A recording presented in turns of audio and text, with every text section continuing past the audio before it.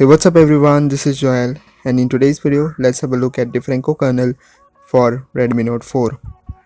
So without wasting any more time, let's get started. So on 4th of February, the Franco kernel was released.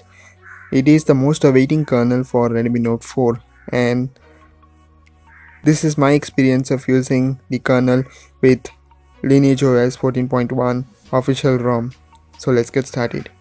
So first of all, I will just talk about the basics of the ROM. I just wanted to show you the battery backup first. As you can see, I'm using the balance profile in the Lineage OS, and these are the applications that I have used so far during my usage of 21 hours, and the battery backup is totally amazing. It is 8 hours and 38 minutes and counting. I've been using my phone on the Wi-Fi all the time, not a single mobile data usage, so that is the reason why it also gives me a pretty good battery backup. Now, by the way, there is something really special in this kernel, is that it has its own application to control everything related to kernel. You need to buy the application, which is the Franco kernel app, but you need to get access to the beta version of the Franco kernel application. So let me open up the app, and as you can see, we get a basic information. Over here you will see whether there are any updates or anything. You can know more about Franco kernel by going to its XDA thread, and you can directly tweet to him as well. Over here, as you can see, there are plenty of features. You get battery life lab.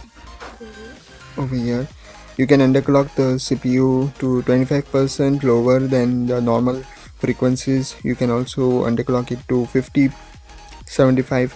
It's up to you. You can underclock the GPU. Then there is power saving profiles. You can set the performance profiles as well.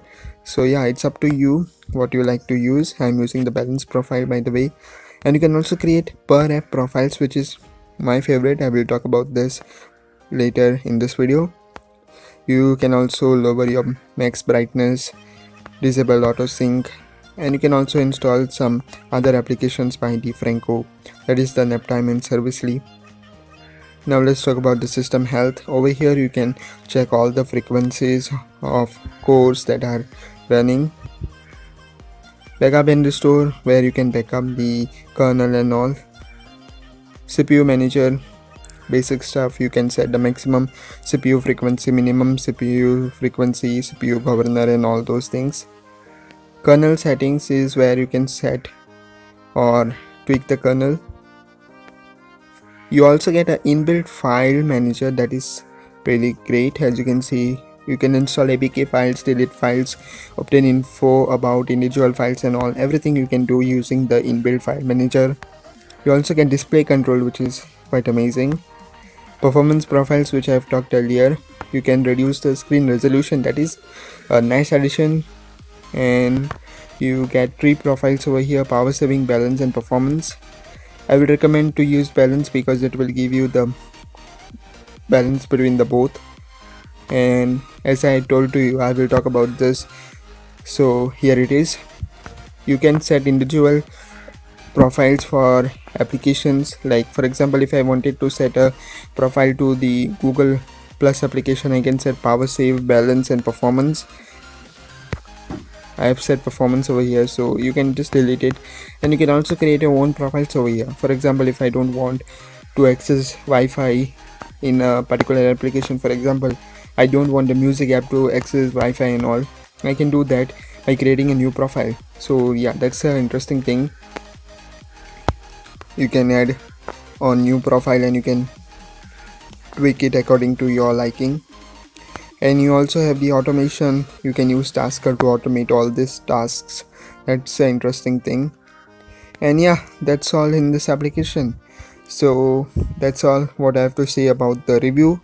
But before wrapping up this, I just wanted to show you my screen on time, as I was using some part, like for 17 hours I was using the ROM or the kernel with underclocking the CPU and all. So yeah, this is the usage. I got 5 hours of SOT after underclocking the CPU and the GPU and using some app profiles. So I was getting a pretty great battery backup. So even if you use all those things, you can get maximum 10 to 12 hours of SOT easily. So yeah, and by the way, Franco Kernel is or will be coming for Oreo really soon. I don't know when, but yeah, according to the XDA thread, it will be coming on Monday. So stay tuned for that as well. So this is all for this video. Thanks for watching, and I will catch you guys in the next video.